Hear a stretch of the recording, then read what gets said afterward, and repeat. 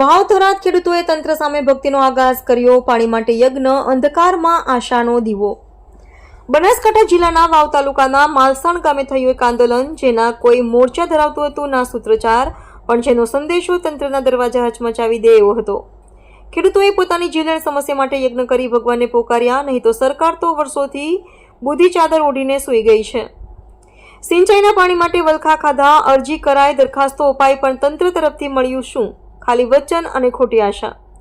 આજ મીઠું ધરતીના સાદા લોકોને પાક ઉગાડવા માટે પાણી નથી મળતું અને ઉપરથી તંત્રની ચૂપી. ખેડૂતોએ સાફ કહ્યું, હવે અમારા શ્વાસ બચાવવા યજ્ઞ કરવો પડે છે તો એ પણ કરીએ. આ યજ્ઞમાં ગામના વૃદ્ધ ખેડૂતથી લઈ યુવાન ખેડૂત સુધી જોડાયા. વિશેષ એ છે કે કોંગ્રેસના પૂર્વ ધારાસભ્ય પણ હાજર હતા અને તંત્રના નિષ્ક્રિય વ્યવહાર પર આકરી ટીકા કરી. વાવ થરાદના છેવાડાના ગામડામાં ઉનાળુ સિઝન નિષ્ફળ ગઈ છે, ત્યારે આજે માલસણ બ્રાન્ચ કેનાલમાં હનુમાન જયંતિ નિમિત્તે યજ્ઞ હવન કર્યું અને ભગવાન હનુમાન પાસે પ્રાર્થના કરી, હે ભગવાન, સરકારને સદબુદ્ધિ આપો તો અમને ખેડૂતોને પિયત માટે પૂરતું પાણી મળી રહે.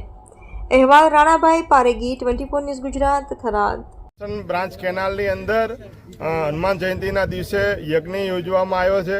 ખાસ કરીને હનુમાન દાદાને વિનંતી છે કે વાયુ વેગે ગાંધીનગર જઈને ગુજરાત સરકારને, મુખ્યમંત્રીને, સિંચાઈ મંત્રીને સદબુદ્ધિ આપે અને આ વિસ્તારના લોકોએ, ખેડૂતોએ કરોડો રૂપિયા ખર્ચીને બિયારણના, ડીઝલના અને અહીંયા જ્યારે બાજરી, રજકો જેવા ખેડૂતોને જે પશુપાલન નિર્ભર થાય એના માટે જે ખેતી કરવામાં આવી, પિયત કરવામાં આવી છે.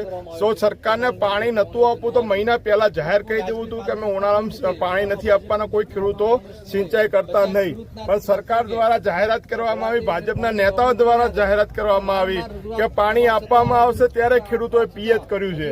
અને અડધી સિઝને અત્યારે છેલ્લા 10 દિવસથી પાણી બંધ કરવામાં આવ્યું છે. કોંગ્રેસની સરકાર હતી, અહીંયાના ધારાસભ્ય કોંગ્રેસના હતા, 7 વર્ષમાં ક્યારે ઉનાળામાં પાણી બંધ કરવામાં ના આવ્યું. અને આ પેટા ચૂંટણીની અંદર સરકારે વચનો આપ્યા, મુખ્યમંત્રીથી, મંત્રીથી લઈ ભાજપના આગેવાનો કે તમારો વિકાસ કરજો. આ વિકાસથી વિનાશ તરફ લઈ જઈ રહ્યા છે.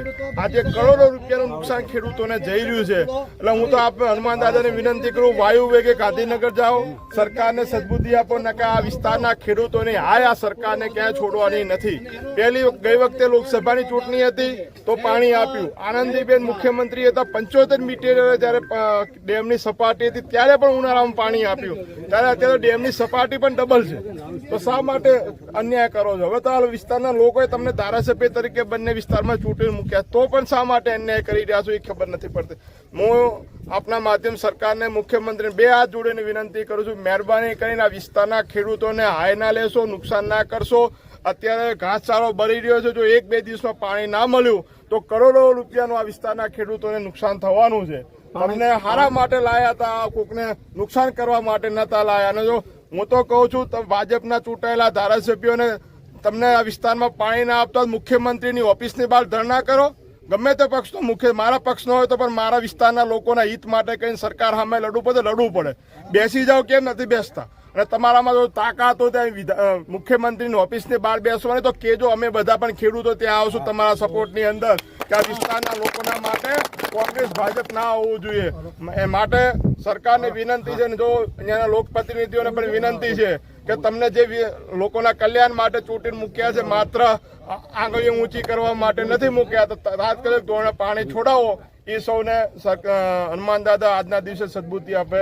પાણી નહીં છોડવામાં આવે તો કોંગ્રેસ શું કરશે? આગામી સમયમાં પાણી નહીં છોડવામાં આવે તો હાલમાં જ્યાં પણ સરકારનો કાર્યક્રમ આ વિસ્તારોમાં હશે ત્યાં અમે એનો ઘેરાવ કરશું.